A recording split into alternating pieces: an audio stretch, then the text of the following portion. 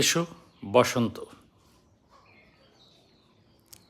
সতর্কতার ঋতু, জাগরণের ঋতু। বসন্তকে আমরা শুধু ফুলের ঋতু বলে জানি, কিন্তু প্রকৃতি কখনো এত সরল ভাষায় কথা বলে না।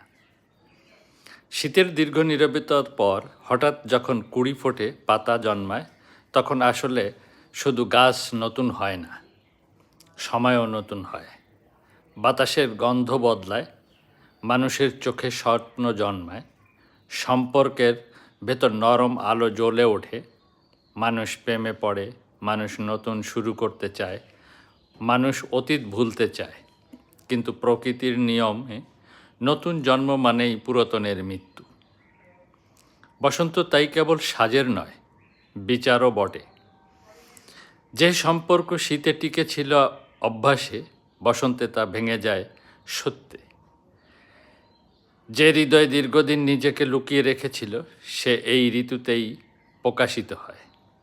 যে অন্যায় জন্মেছিল নীরবে, সে এই সময়ই প্রতিশোধের পথ খুঁজে নেয়।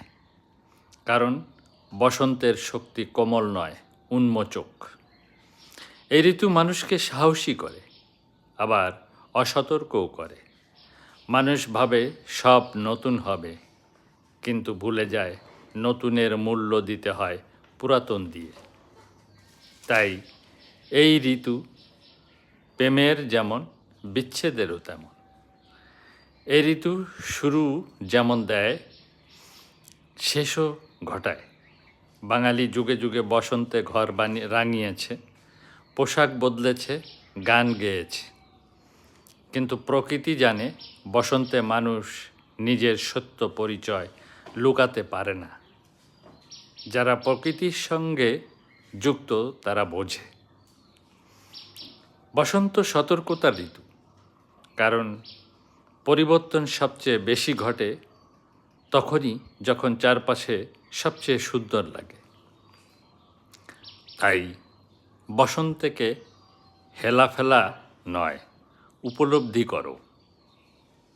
কারণ এই ঋতুতেই মানুষ সিদ্ধান্ত নেয়, সে নতুন হবে নাকি শুধু নতুনের অভিনয় করবে।